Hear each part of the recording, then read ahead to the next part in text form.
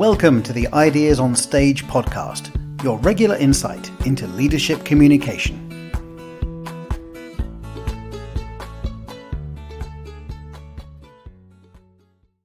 Hi, Serena. Welcome to the show. Thank you, Andrea. It's great to be here. Yes, thank you very much for your time and for accepting my invitation to be part of our show. Today, Serena, I have to be honest, it's a bit of a special episode for me because normally when I have these conversations, I have a bit of an understanding of what we're talking about. In this case, today, we're going to talk about how the food you eat and nutrition, well-being, your area of expertise is connected to our level of confidence and performance, which is very much connected to public speaking and presenting as well. And I'm not an expert at this, so it's a bit of a different situation, but I'm super excited. I'm really looking forward to hearing from you and learning from you today. And before we get started, just a little curiosity, because I looked at your profile online, and if I remember well, I've noticed something, and this has nothing, I guess nothing to, or maybe it has, I don't know, but maybe it has nothing to do with what we're going to talk about today. But have you attended the Landmark program some time ago? Yes, absolutely. Okay, is that because I don't know it, but I've heard of it. Is that like the kind of that big program which also became a bit of a cult? Not in a negative way, but I've heard of the Landmark program several times. Is that the one that you did? I think so. I have heard that word used in relation to Landmark before. And essentially what Landmark is a self-development curriculum. So it is a program with a series of programs, but the most widely known is called Landmark Forum, which is designed to spark an incredible level of self-development in a short period of time. You know, it allows you to shift your thinking and to address aspects of your life which are in your blind spot that you don't see how they are negatively impacting your life. And it allows you to see it, and it allows you to transcend it, essentially. And yes, I've completed the Landmark curriculum, and it's been an incredibly transformative experience. And it's interesting that you mentioned that. You say it might not be closely interlinked with what we're going to talk about. And it is. Actually, of course, inevitably it is, because my experience with Landmark was the first kind of setup where I was able to do some public speaking on a whole other level.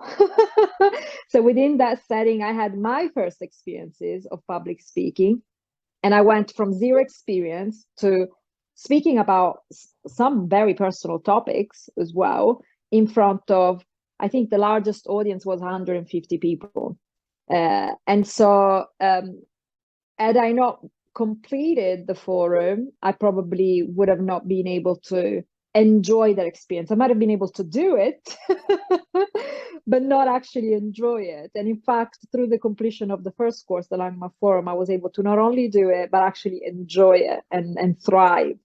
So yes, very interesting that you picked up on that. Yeah, great. And because you also said that, for example, that gave you the opportunity to share with a group of people, even at a personal level. And again, you don't have to go personal, but just really before we get started today, would you like to tell us a little bit more about your background, your story? Oh. How did you end up doing what you're doing, and why, if you'd like to share that? Absolutely, that's a beautiful question that I always love to share. So the seed for health and wellness was planted in my consciousness at a very young age, right? When I was only 8 years old, my father, who was a brilliant entrepreneur, a genius in his field, he really created a job, a profession that didn't even exist before his time. Sadly, he got very sick. And I realize now that he simply didn't have the tools to take best care of himself and nurture his health and well-being, whilst also dealing with the pressures of running a fast-growing, fast-paced creative business, which really blew out in just a few years, as well as, managing a team and handling the pressures of a young family. And as a result of all this stress and overwhelm and his really lack of understanding on how to take care of himself through it all, he got really sick and ended up losing everything that he'd worked so hard for his entire life. And these had very profound repercussions, of course, on him and his life, but also mine as his daughter and our entire immediate family, but also our extended family and his professional colleagues and his employees and his associates and his friends. And so I realized at a very young age, unconsciously at the time, of course, of how fundamental our health and well-being is for everything that we do and all the responsibilities and roles that we fulfill in our life. It really is the pillar upon which everything stands. And the moment that is taken away from us, nothing else matters, to be honest. It doesn't matter how rich, famous, or successful you are going to be shooken to your very core. And it is so much easier, cheaper, and more effective to prevent a breakdown in that area of our life than it is to resolve it once it happens. So I became unconsciously very committed to health and well-being, my health and well-being first and foremost, and understanding all the tools, all the modalities that are required for us to take best possible care of ourselves. And it was really a passion for a very long time until eventually it became a profession, in that I made a massive career shift. I went from working in corporate fashion for 10 years to pursuing yoga, which is one of the modalities that is a part of a proven methodology, to pursue it semi-professionally. I qualified as a yoga teacher, and nutrition was always the most interesting field for me, because it was also a challenge. When I was young, growing up during my teenage years, it was a contentious area.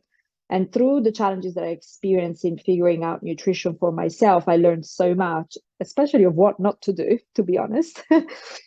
And so it only but made sense once I made the shift into a professional wellness career that I also became a certified nutrition consultant. And now I work passionately in order to prevent scenarios like that, which I experienced when my dad got sick, from ever happening to any of our shifters. And that's why predominantly we work with entrepreneurs, professionals, business leaders, because we understand the nature of the pressure that they're under and how difficult it can be, how easy it can be to neglect yourself. But so kind of it started very young, unconsciously. And then through the years, it turned into what it is now, which is more than a job. Frankly, it's a life mission, if I'm honest. Life mission. I can see that. And Serena, thank you so much for sharing that, for being open about it. And I can relate to it because, of course, although I haven't had an experience like the one that you've described for your father, I'm running my own business. And so there's always that tension between, I want to succeed with my business, I want to make sure that it goes well, but at the same time, I want to make sure that I am well. And sometimes it's not always easy. So I can relate to that 100%. I read your book, Make the Shift.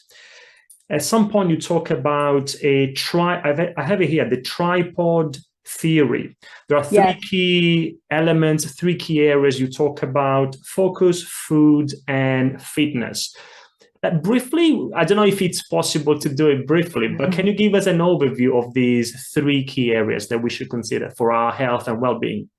Yes, and by the way, you nailed it. Those are the 3 Fs, the 3 legs of the tripod. So if you imagine your optimal level of health and well-being as sitting atop this tripod, right, a structure with 3 legs, Now, what happens to a tripod when even just one of the three legs is a little bit weaker than the others?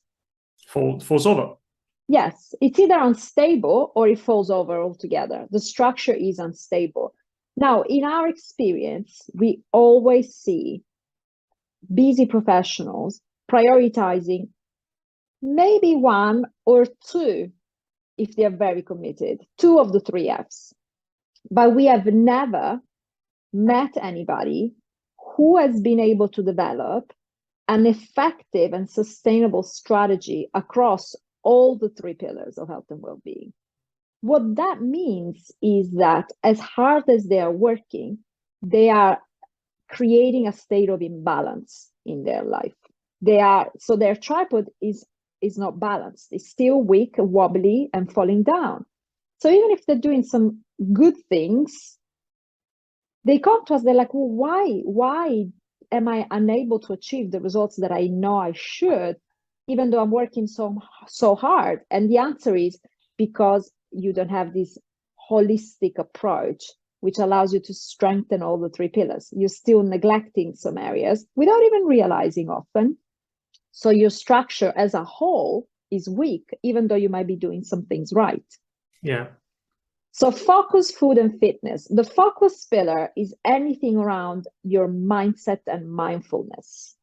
We've got to remember that our mind requires as much care, attention, and training as our body, if not more. And that, sadly, is the area that we see most often being neglected, simply because there is a lack of understanding on how to take care and train our mind and mindset. Food comes second after that, and we'll delve a little bit deeper into this very important topic, because what you put into your body determines how you experience life.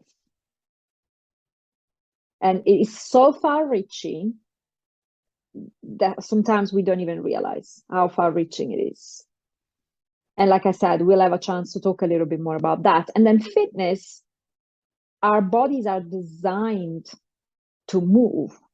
And I'm talking about movement here. I'm not necessarily even talking about training, because many people we work with are completely against the gym. They don't enjoy it. It's not an environment that is conducive to them. They have huge resistance around it. And that's brilliant. You don't have to go to the gym, but you have to honor your body's need and requirement for movement in a way that also is holistic. Because I don't know how far into the book you are, but you will notice that within each of the pillars, focus, food, and fitness, there's another pillar.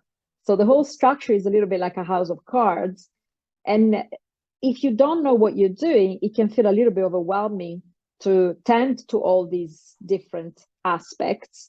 But you will notice through working with us that we have developed a method which allows you to do so effortlessly. You're not even thinking about it, and you are acting in a way that is completely sustainable, holistic, and bespoke to you. Yeah. And when you mentioned movement, you made me think of something I've learned, I think many years ago, Serena, in a book that I loved, Brain Rules by Dr. John Medina. And he talks about the importance of movement, also from a demonstrated by research and science, from a brain development perspective. Absolutely. And he said that if we look at how our ancestors used to live, that I think the start was that our ancestors used to walk for up to like 12 miles per day. 12 miles per day, whereas what do we do today? Yeah, bare minimum, just to survive a day. Think about it. Yeah. And that's it. Our bodies have been developed through millions, not thousands, millions of years in the wild, right? Our body today is the result of an evolutionary process which took place over millions of years, the vast majority of which was in the wild. Modern cities and modern city living is very recent news for our bodies, like hundreds of years. And really the very comfortable setups that we experience today like a couple of generations. Yeah. You know, because even our grandparents and great-grandparents didn't have access to all the leisures that we do today. So you're talking millions of years where our minimum energetic expenditure was massive, just to survive a day. So it is wired in us, the need for movement. It is deeply embedded in us. However, what's also wired in us, and this is what kind of is tricking our bodies and brain in a way that is not always conducive, is the principle of conservation of energy. Because think about it, in the wild, like you said, just to survive, you work like so many miles. And you have to hunt and gather, you have to escape predators, yada, yada, yada. So an organism that is unable to conserve energy in the wild is a higher risk of perishing. So there's this state of conflict whereby the body and mind are wired to conserve energy, but they're also designed to expend it. And you can become trapped into this conflict if you're not careful of it, because yes, the body loves to find the easiest way around things, and it loves to be sedentary because it's conserving energy as much as it needs to move. It loves to conserve energy, but it needs to move. Got it. Right? So it loves to eat the foods that are most calorie dense, very rewarding, very processed, very rich, because in the wild, if you come across a bush that is giving you chocolate, you're going to stock up. That's not going to happen in a minute. You'll stock up. However, the food that we're actually designed to eat is the one you find in the wild, most predominantly, you know? So it's tricky. It's tricky, but it can be done. Yeah. No, I understand. I understand the dynamic you are describing. And now, Serena, if we think about everything we've talked about so far, focus, food, and fitness, let's say in general health and well-being, from your perspective, what's the connection between all of that and our confidence, our level of confidence, our performance? Now, I'm mainly thinking about confidence and performance in the context of doing something that requires or that creates a little bit of stress, like, for example, giving a presentation, speaking in public, but it doesn't have to be just in that context. In general, from your perspective, can you tell us more about the link you see between health, wellness, food, all these kind of things, and confidence and performance? Fantastic question. So I would like to look at two different areas and two different aspects to really kind of delve into the answer. The first one is physical and physiological. And the second one is emotional and psychological, right? And let's use food as the primary kind of example, just to kind of make a very clear message. From a physiological and purely physical perspective, I always say this to our shifter, just to simplify the message so that I can really add huge value to you immediately. You can really think of food as two categories, right? Two fundamental categories. I'm oversimplifying for a good purpose, so bear with me. There are foods which give you more energy to do whatever you're up to than the energy required to process them, right? So they put money in the bank, they put energy in your bank, right? There are foods which require more energy for the body to process than the energy they give you to do whatever you're up to. So they're actually withdrawing from your energy bank, right? So from a physiological and strictly physical perspective, if you think about food in those terms, then you realize that it makes all the sense in the world that if you want to enhance your performance in life, but in work and in public speaking, being an activity that generally burns a lot of energy, because for most people is a very stressful, like you said, at times even experience, for you to optimize your nutrition so that you are actually not draining yourself with foods that take a lot of energy at a time when you're already burning a lot of energy through public speaking, right? Yeah. Yeah. And think about it. Think about Thanksgiving in the States or Christmas in Italy or in the UK. Like, think about the Christmas meal, right? And think about what is your experience after consuming a Christmas meal. Yeah, you fall asleep. Nap. Yeah. Right? So if you start looking at foods from this very kind of simplified perspective, I'm not saying it's that simple, by the way, but I'm just already kind of starting to, I want to simplify for the purpose of efficacy. No, right? please do. Please continue to simplify, because I'm not an expert.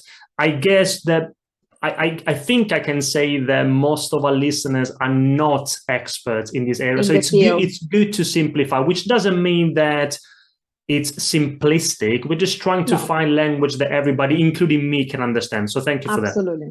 No, absolutely. And so if you look at it this way, and if you think of it that way, then you start looking at your options from a different perspective, right? Because the other thing with food that is important to bear in mind is that the experience of eating a food doesn't stop the moment you've chewed it and it's in your stomach. That's actually, in my humble opinion, that's when the whole thing begins. So I, at this point in my life and in my career, inevitably, I pay way more attention to the experience of food after I've eaten it than I do to the experience of chewing it and ramming it down my throat and it reaching my stomach, because that will last minutes. I'm a fast eater, so it won't take me very long to finish a meal. However, the experience of how my body processes the food I've eaten lasts hours or days, sometimes more than that, right? Yeah. Depending on what I've eaten. So the moment you shift your perspective, that you're like, okay, so if I'm public speaking today, and that requires me a lot of energy, I need to make sure that I prioritize the kind of food that gives me energy, but doesn't take too much energy. Serena, on that point, because this is so relevant to our listeners, and then because you mentioned two areas, I promise you, I'm going to go back to the psychological and emotional, yes, and emotional area as well. But if we stay here, based on what you said, can you give us some practical examples? Say that I need to give a presentation in, I don't know, you choose the context. It could be in an hour, or it could be in 1 week. I don't know. But what are some of the foods and or drinks that we should be having before that kind of situation? Yes. So the other misconception around this energy conversation with food is that you might experience certain foods as giving you a ton of energy very quickly, like such as caffeinated drinks, processed sugar, like bars, chocolate bars, anything processed. What that means is that the ingredients have been refined, so that fiber is taken out, water is taken out, nutrients are taken out, frankly, and you are left with a part of the ingredient rather than the whole ingredient, which means that the body can absorb the energy more quickly. The first processed foods ever invented were for soldiers who were at war, or for astronauts, right? Who had to endure such extreme circumstances that they needed to get the most amount of energy in the shortest amount of time, right? And so it can become very easy to fall down the trap of prioritizing those foods because we want the burst, very quick burst, bam, to hit us quickly without the body having to do very much work. The issue with that is that you start this roller coaster which I'm not sure I've experienced it in the past. I remember when I was working corporate in fashion and I wasn't as tuned in as I am now. It's very easy, you just want another coffee or another Red Bull or another cookie or another cake. The problem with those foods is because with a such quick release, the energy they give you doesn't last very long. So you then crash. So you want another one, and then you then crash again, and you want another one. So it's a vicious cycle, right? It gives you the illusion of giving you quick energy, but it's empty energy. Because your body doesn't think in terms of calories. Calories are man-made. We've created them. We've invented them as a unit of measure just to control and gauge things. But your body thinks in terms of nutrients. Your body doesn't just think, oh, I need 2,500 calories today. Your body thinks, I need all the vitamins, minerals, micronutrients required to perform all my daily activities at my best. So when you give a food that is processed and therefore very nutrient poor because it's been refined so much, you might be giving it a ton of calorie and empty energy, but you're not giving it all the nutrients that it needs. Therefore, it keeps asking for more and more and more and more and more. Yeah. That's how overeating essentially happens. And Serena, for me to understand, I know nothing about this, almost nothing. Can you give me some examples of what foods you are talking about, processed foods, which I understand are not good before certain kinds not of ideal. Not ideal. For example, before speaking in public, I understand that that's not the only scenario, of course. And also, if you could do the same for instead foods and or drinks which are more ideal. Yes, absolutely. So there's very many ways of classifying a processed food item. Again, for the sake of simplicity and really driving the concept home, is if it comes in a package, right, and has more than 5 ingredients to it, generally speaking, I would classify it as processed, right? Or if it has ingredients in it which you don't know what they are, like they have scientific names around it. So, and by the way, this is not a hard rule. There are some food products out there that have more than 5 ingredients, which are so minimally processed that I would encourage our listeners to incorporate them into their diets. But if you're just starting with acquiring a level of consciousness around nutrition, these are some ideas that I would like you to start toying around with. Flick the package, read the ingredients.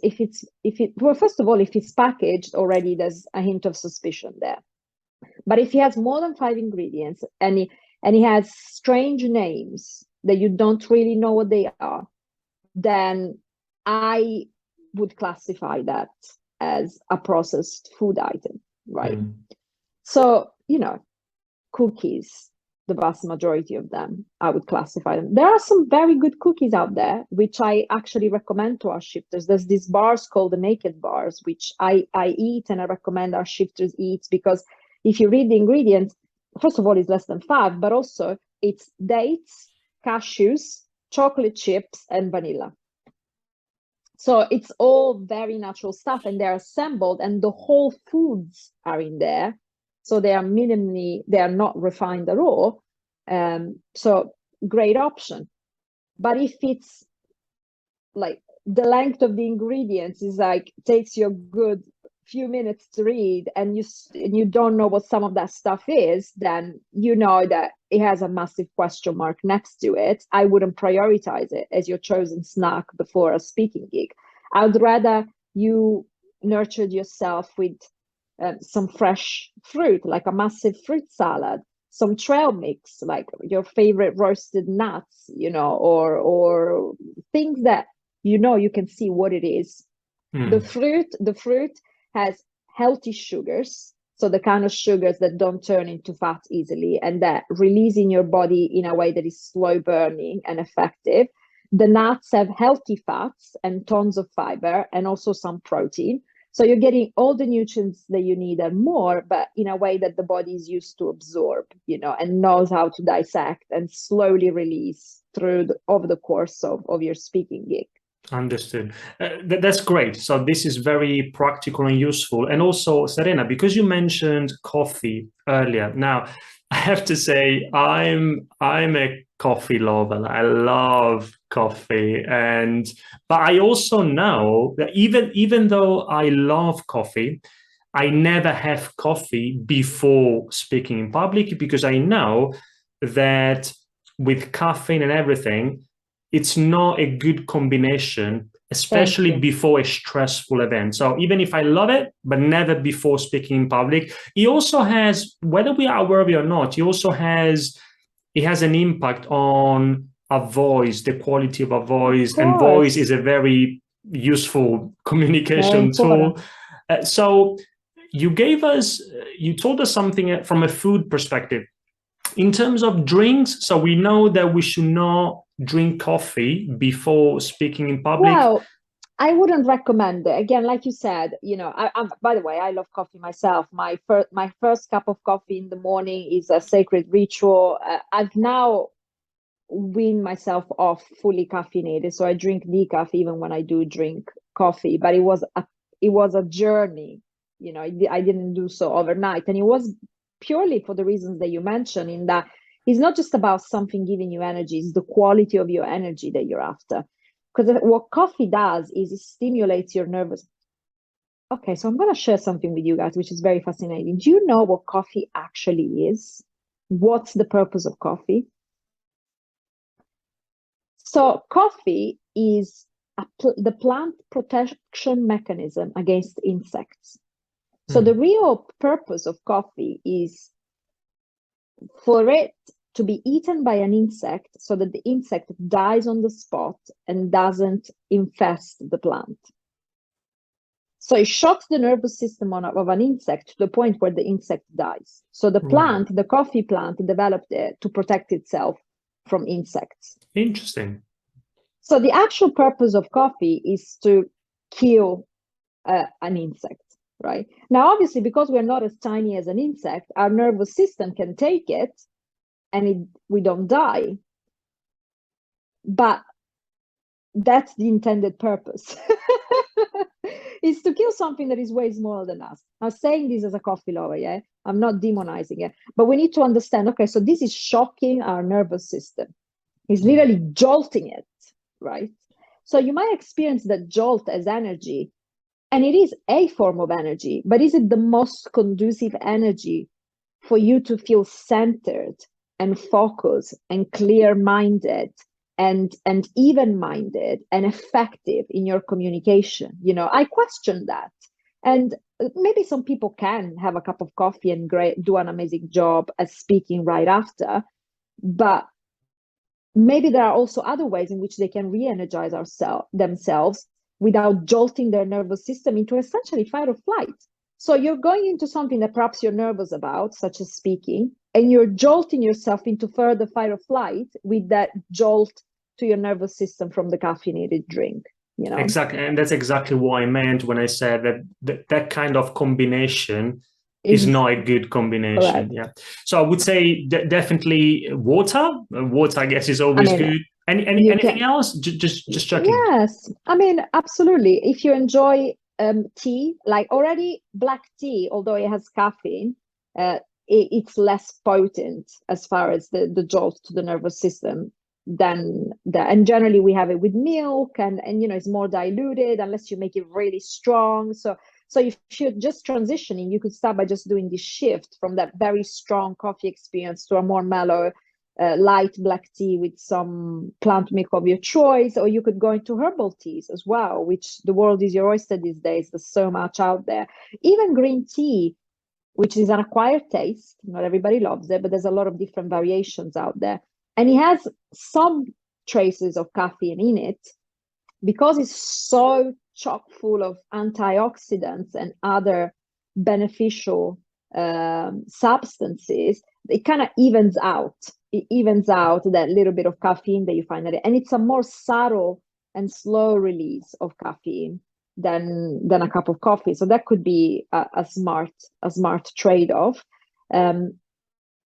There's these amazing some people we work with are literally not used to drinking water, right?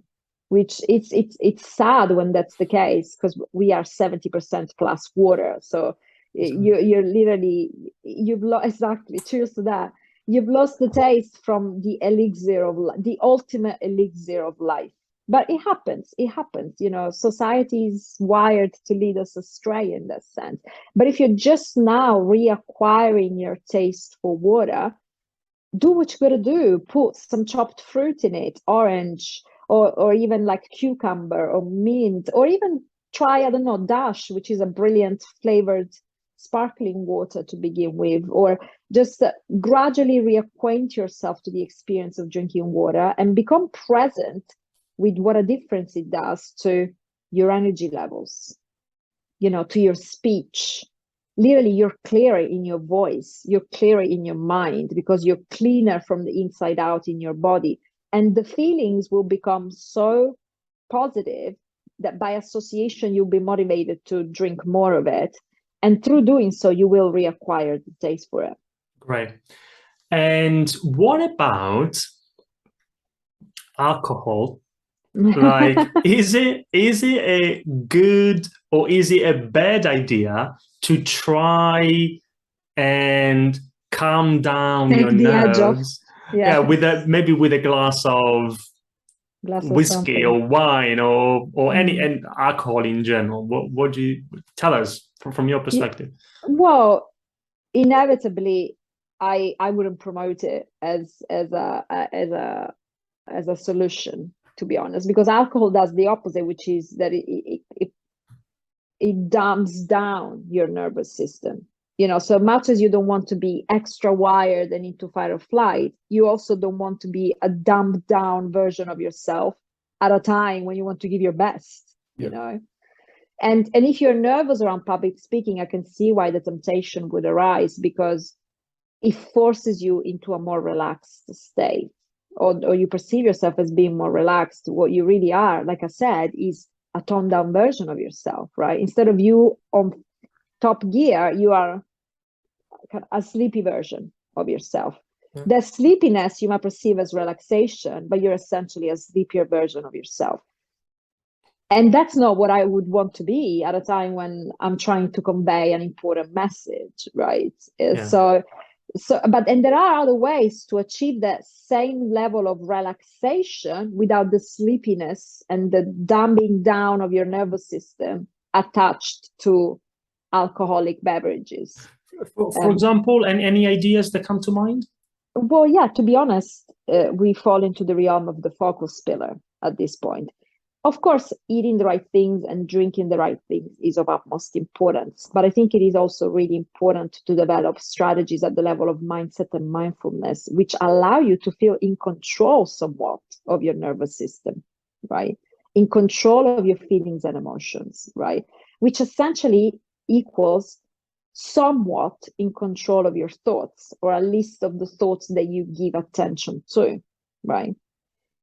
Because just to demystify the whole focus pillar, we've got to realize that nerves, the feeling of being nervous or anxious, which is a feeling, it's an emotion, right? It's an emotion that becomes a physiological response in the body.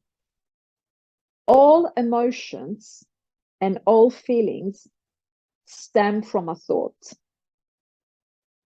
You have a thought, that thought generates an emotion, which results into the body's physiological response to that emotion. The challenge is that the thoughts can happen so quickly that you don't even see them. You don't pick up on them. They're not conscious. They're almost unconscious or semi-conscious. Yet you're left with the lingering emotion, which is anxiety. And that emotion is generating a physiological response, which is fight or flight. But if you want to work at the root level, you've got to work at the level of your thinking. You've got to start developing strategies which allow you to, number one, identify these thoughts that generate anxiety. Number two, upgrade them. Because thoughts are habits of the mind. And if you remain unconscious about them, they keep running you and therefore running your life. But if you start developing strategy which allow you to become conscious and present, and even more so strategy that allow you to rewire your thinking, upgrade your thinking, then you can overcome the stress and anxiety attached with public speaking at its roots, instead of just looking for quick band-aids to cover the problem, which, by the way, there's a time for that too. But so it's not like you shouldn't look at the solutions which allow you to feel the best in the moment, but you also need to I also encourage you to go at the root of okay, so what are the thoughts that are really causing the anxiety here, and how can I upgrade my thinking? Yeah. And for example, one of the things I always do before any presentation, and I always encourage our clients to do the same. And I don't know, Serena, if this is something, maybe it's something that you would classify as one of those techniques that can help you, not necessarily addressing the root cause, but I would love to hear your thoughts, because you also mentioned focus and being present and mindfulness. Breathing, for example, to me is so useful. After this conversation, I'm going to give a presentation. I've got like 45 minutes, and then I have a presentation. And I always take some time, even if it's just 1 minute, to breathing in through the nose, breathing out through the mouth. And for me, it's fantastic. Our clients always tell us that it's very useful as well. And it's Absolutely. One of those practical things you can do instead of whiskey or wine, because you are so right. We think that we are more relaxed, but the effect, the perception that the audience will get is a bit different. I don't think know. About it. Think about whenever you've witnessed somebody being drunk at a time when you were not. I know maybe it doesn't happen that often, but I don't drink alcohol anymore, so it happens to me quite often. And they think they are brilliant, but actually, you as a sober person see the full spectrum of what's going on. And yes, maybe they're being funny and stuff, but they're definitely intoxicated. Like, you can tell that somebody is intoxicated, that they're not being brilliant. They're probably brilliant anyways, but like their brilliance is not caused by the booze. If anything, the booze is creating a state of intoxication, you know? Yeah. And now, Serena, let's go back, because I promised you that we would go back to the, if I remember well, the psychological areas as well. So we talked a lot about the physiological element. You mentioned that there is a psychological element as well that we need to consider, right? Yeah, absolutely. Psychological and emotional. And that is powerful. And I see that in all of our shifters, but you know, at the fundamental level, everybody we ever work with, they come to us fully aware and present with the fact that they are not taking the best care of themselves, right? They might not maybe realize the full extent or not truly know what to do with that realization, but they know deep inside that they are in a state of breakdown with themselves and with their bodies, right? When you are in a place where you know that you are not doing your best by your body, that has an impact on your level of confidence that is profound and far-reaching. It's frankly the ultimate imposter syndrome, right? You are trapped in a body that is not performing to the best of its ability, and that body is not performing to the best of its ability because you're not taking the best possible care of it. This doesn't make you a bad person, first and foremost. So please don't use it to judge and berate yourself. But you are never going to feel like your most confident self when you are in that scenario, right? When you are in a scenario where there is a breakdown between you and your own body, right? Think of it this way. Think about driving a car that you've just done a full MOT on and a full check, and you've filled it up with gas, and you've changed the oil, and you've filled up the tires, and you've done everything and anything that you know you can do to take the best possible care of your car. Think about driving that car for a very long trip versus a car that you have not paid a lot of attention to in a long time, or that is short on gas, or that you haven't changed the oil in a long time, or that that you haven't done an MOT in 15 years and that broke down just yesterday. What would make you feel more confident? What would make you feel more present and more empowered and stronger, and what would make you embark on the journey feeling at your best? Your body is the Ferrari you drive through life. That's what I always say to our shifters, Thanks for choosing that brand and not another one. I am still Italian. I am still Italian, But so when you think of it that way, when you think of your body as the vehicle which allows you to fulfill all your responsibilities, literally the vehicle through which you can do anything and everything, including driving your Ferrari if you're lucky enough to have one, then you're like, oh no, I need to take care of this vehicle. Like, what would I do if I had a Ferrari? Would I litter it? Would I neglect it? Would I toss junk in it? No, I would literally go above and beyond. I would buy the most premium fuel, the most high quality oil. I would cover it at night so that it doesn't get scratched by the foxes. I would do the MOT reg. I would stay on top of its maintenance. Yeah. Serena, this is so interesting. And by the way, another great analogy, and it all makes a lot of sense. And as you explain your approach, your ideas, I'm thinking about myself, and it's interesting because first of all, I don't think that I'm treating my own body like a Ferrari, and I think I can say that most people are not doing it either, and these kind of contradiction is interesting, I guess, because we know that you're right. It is perhaps one of the, if not the most important thing that we have, that we should nurture. On the other hand, it seems that there's always something else that takes priority. Yes. And this, I want you to know, and I want the listeners to know, it's not our fault. Don't make yourself wrong for it, and don't feel guilty about it. Some of the reasons why this is stem from our culture, our background, maybe the way in which our parents operated, not because they're bad people, just because they didn't know any better, or society, which emphasizes giving greater importance to material possessions than taking care of our body. I sometimes come across, we work with very high achievers, very successful individuals, people who have achieved immense professional success, who find it very hard to buy premium quality, expensive organic food because they have been trained to think of that area as an area where they need to save money.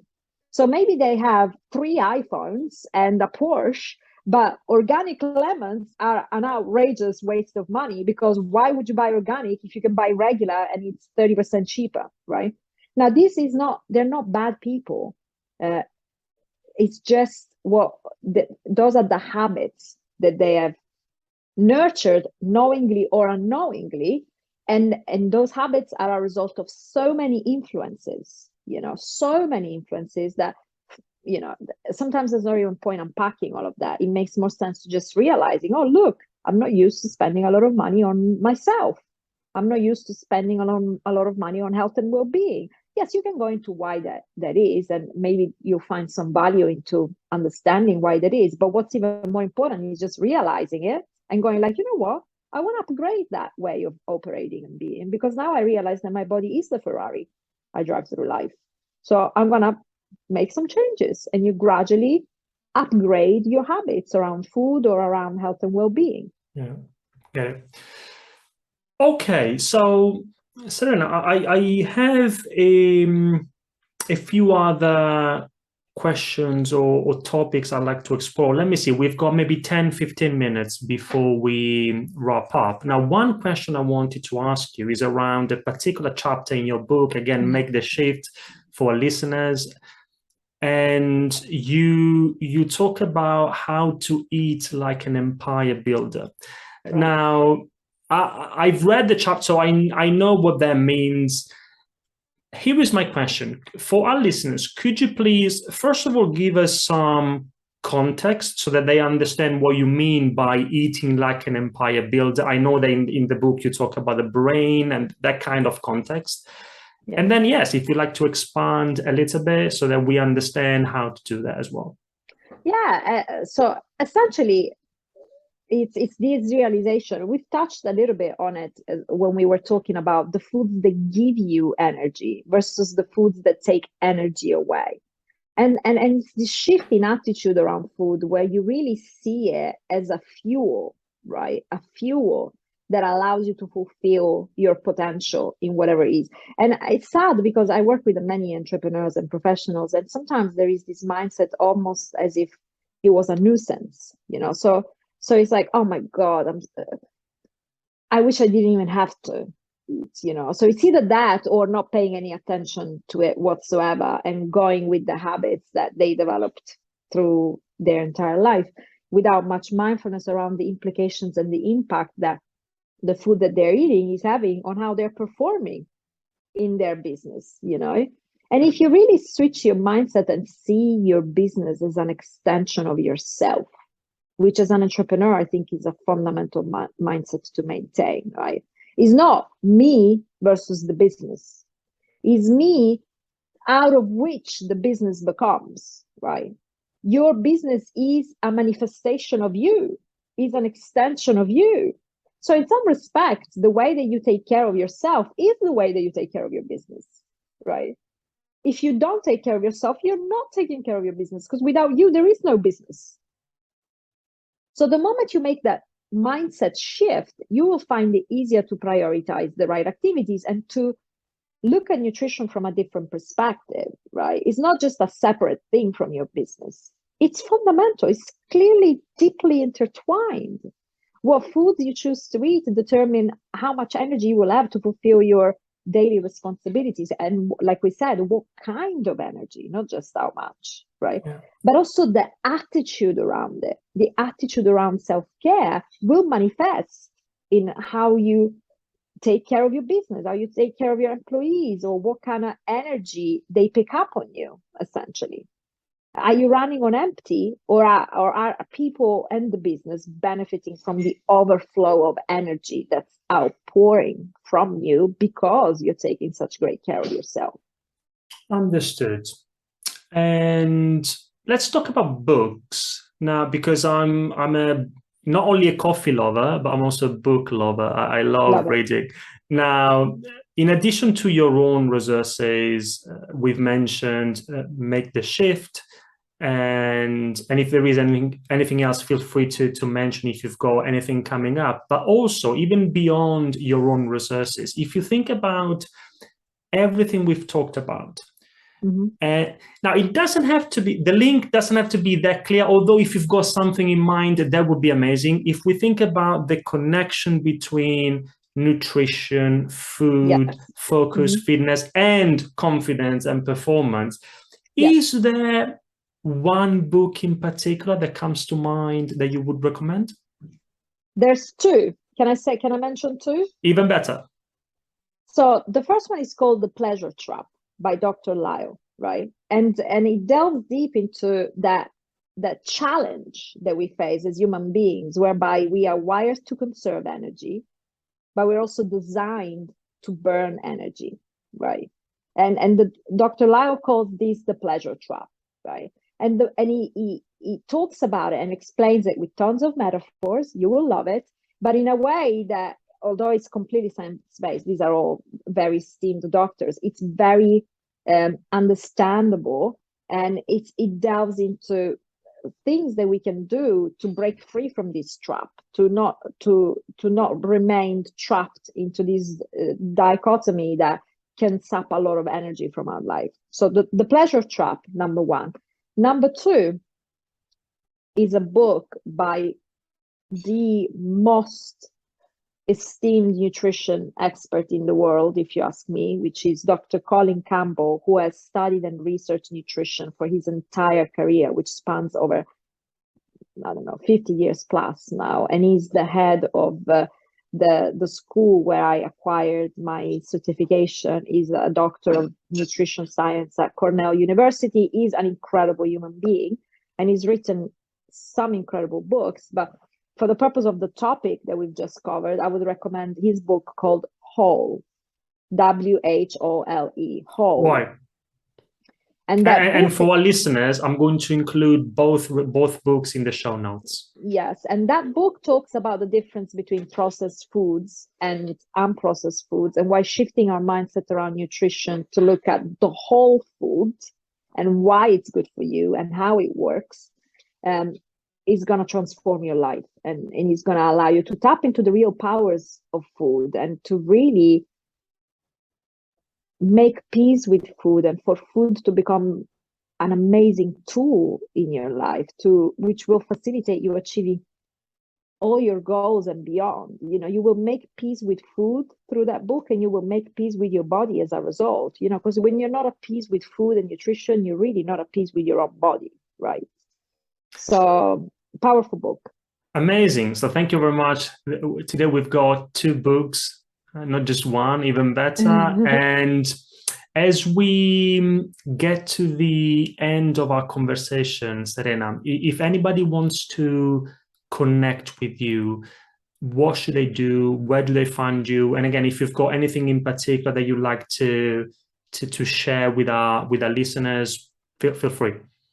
Yeah. So our website, wholeshiftmethod.com, is a great place to get started. You can even download a free PDF copy of my book from the website, or you can get the paperback on Amazon, and that's a very effective way of getting in touch with us. I'm also quite active on social media, on Instagram at Whole Shift Wellness, same on Facebook, on LinkedIn as Serena Sabala. I post tons of articles regularly.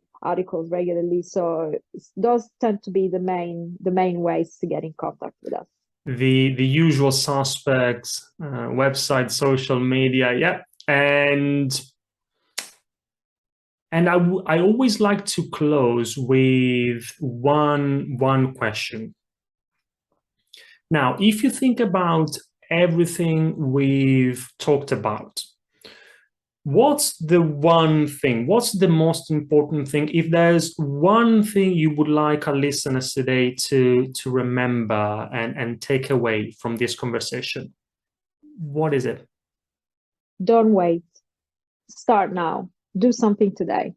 Leverage whatever you've gotten out of this conversation to do something small, a tiny action, whatever it might be, whether it's getting my book or one of the other books I recommended, or whatever, it's following me on Instagram to get inspirations, or book a consultation. Whatever it is, take action today. If you know that you're not doing your best at taking care of yourself, don't wait for it to be doctor's orders in order to take action, because prevention will be 100 times cheaper, 100 times faster, and 100 times more effective than having to fix a problem once it becomes so. And also, you will benefit in ways that you can't even imagine. It's a win-win. So don't wait and do something today. All right. And before we close, anything else? Is there maybe a question that you would have liked for me to ask and I didn't do it? Any other areas you'd like to explore? Anything else you'd like to mention before we close? Sure, I'd like to mention a course which I'll be launching by the end of the year, which is particularly relevant to female leaders and public speakers or entrepreneurs, which is how to rebalance your hormones with food. And this is a topic that I have delved deep into upon request from so many professionals. It's a big and contentious topic, that of hormone imbalances, and it's one that really affects the performance of especially female leaders in the workplace.